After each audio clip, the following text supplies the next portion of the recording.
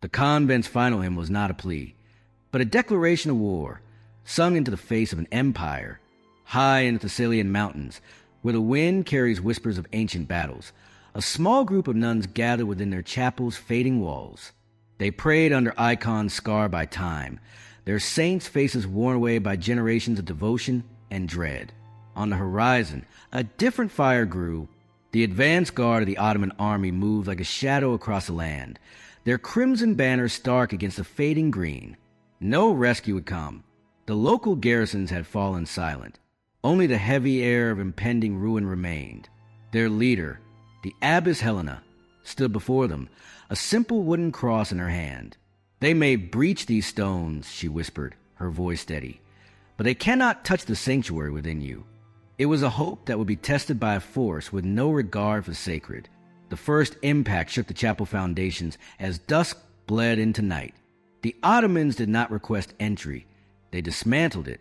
The great wooden gate splintered under cannon fire, a statement of intent more than a military tactic. To the invaders, this was not a house of worship, but a bastion of a rival power, a symbol that had to be erased from the land.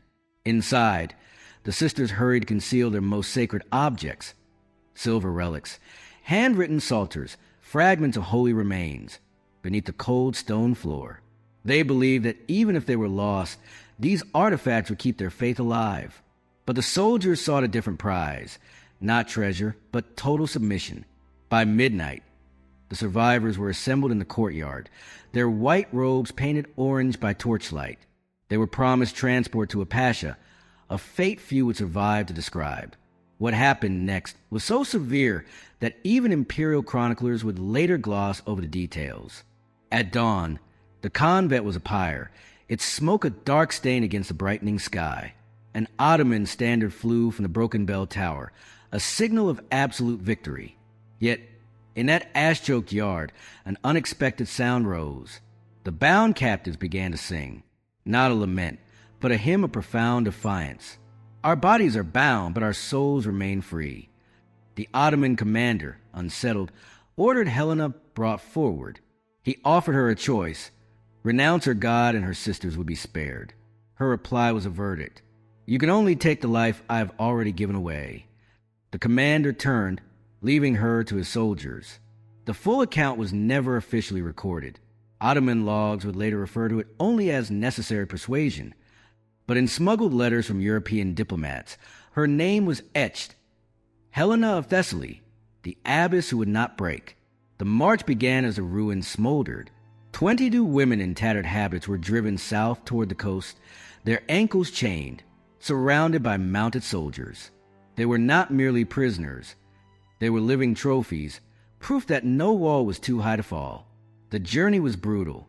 The sun was relentless. These women, who had known only the quiet of the cloister, now stumbled on sharp stones.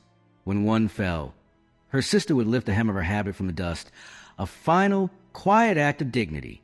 Their leader was gone, but her final counsel lived on. If you could not bear the cross, then bear one another up. After a week, the port of Volos emerged from the heat haze. Waiting there were Ottoman galley ships, built for cargo and control. The women were forced aboard, their wrists shackled to benches.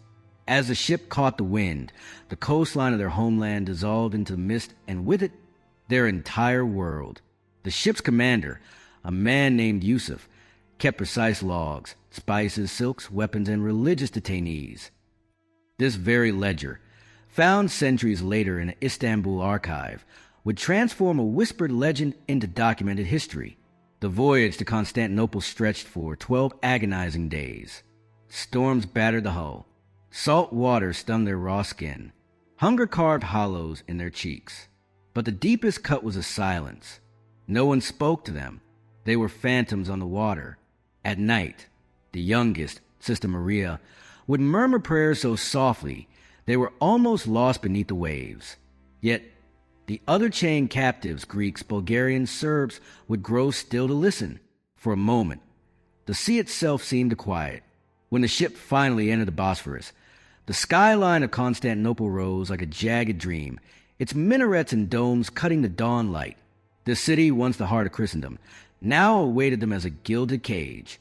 They were paraded through crowded, narrow streets. Merchants and slaves alike stopped to stare. Christian nuns in chains were an uncommon sight, even for an empire built on conquest. They were led past the great walls and toward the imperial heart, where their final judgment awaited.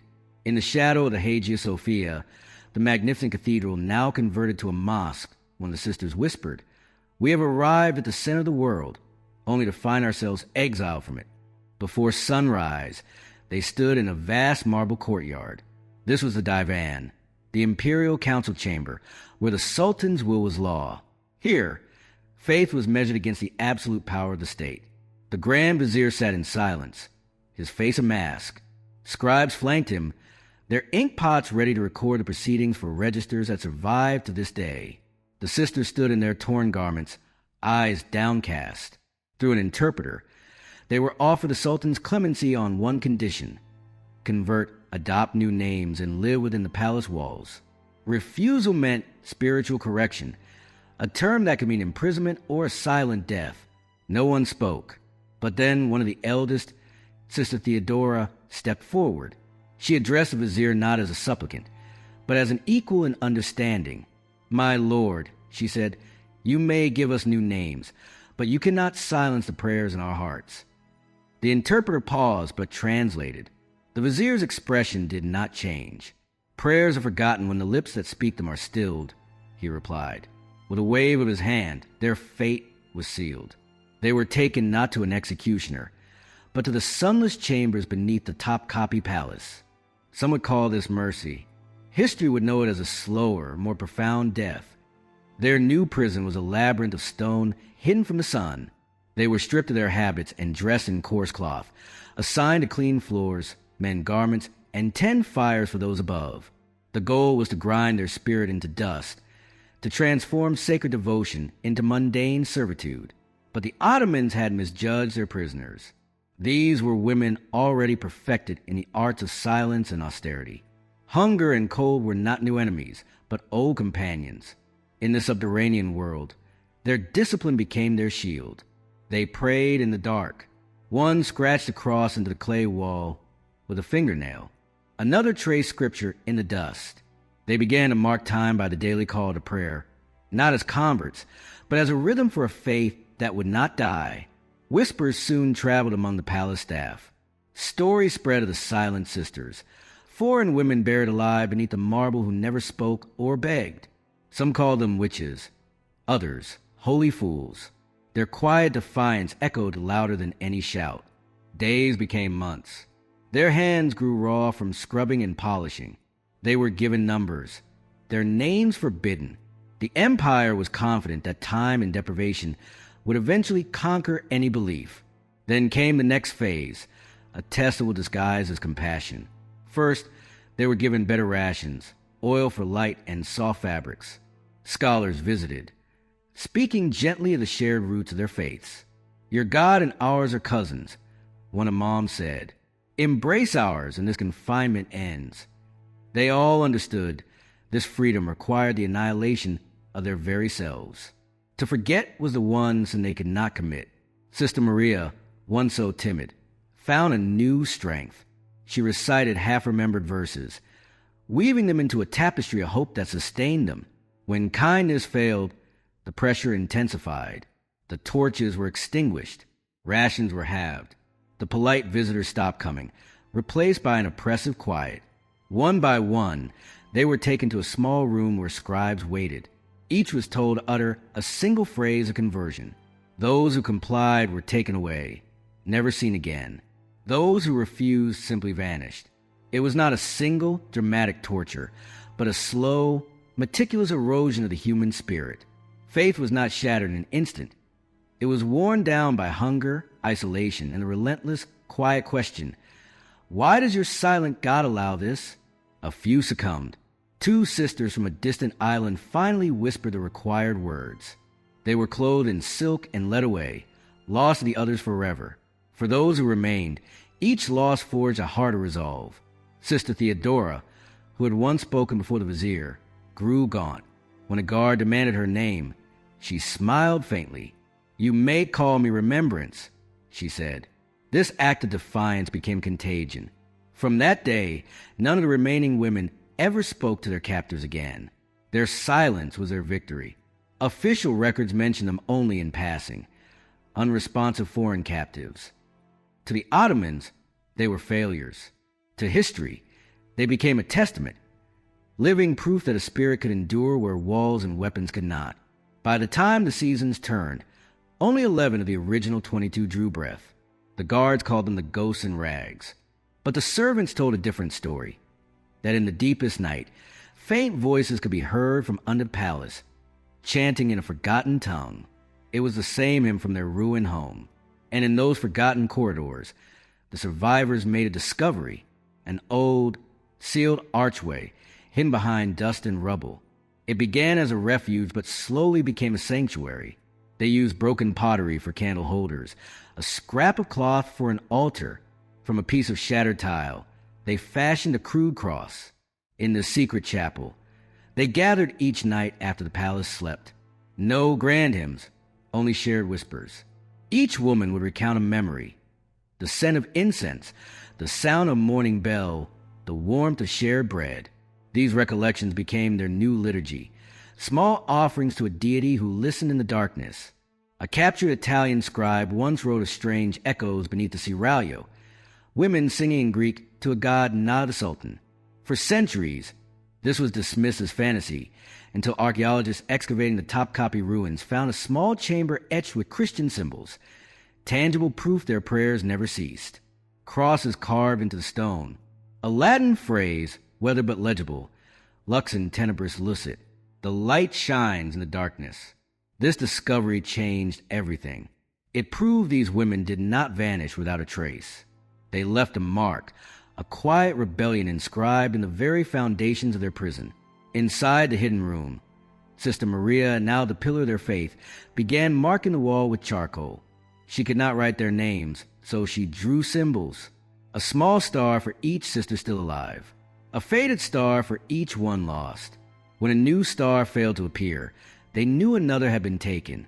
The guards never found a chapel, yet they noticed a change in their captives. Despite the harsh conditions, the women moved with an unsettling, serene calm. The overseers called it madness, but the palace observers recorded something else entirely. They had discovered a fortitude not of this earth. Their secret worship continued for years, and though the empire tried to scrub every trace of their existence from history, the chapel stood as their ultimate act of defiance, not with violence, but with a belief that refused to be extinguished. By the time a new sultan took power, only a handful of the sisters remained, aged and worn, nearly erased from memory. Yet, beneath the palace, their secret chapel endured, silent, hidden, eternal. Centuries later, when modern researchers explored old Constantinople, no one expected to find the fingerprints of these women beneath the marble and glory. Women who had prayed in the dark, leaving behind the one thing their conquerors could never claim, their faith carved into stone. In the Topkapi archives, under columns of names, a blank space exists where their entries should be. The ledger reads, unfit for service, disposed, no dates, no records. This was their final erasure, not by flame, but by withheld ink. And yet, that very void is evidence. Only a profound truth is hidden so completely. A recovered diary from an Ottoman courtier cryptically mentions stubborn foreign women who vanished below the palace. A Venetian spy's report from the same era speaks of nuns who would not bend to imperial will. Together, these fragments reveal the truth the empire tried to bury, the deliberate silencing of women who became unyielding symbols of resistance. The last whisper of Sister Maria comes from an Italian pilgrim's account decades later, telling of a woman who sang hymns until her chamber was sealed. Her name was lost, but the song he wrote outlasted the stone. In that echo, her story lives. Over time, the tale of the lost sisters became a persistent rumor among the palace's lower ranks.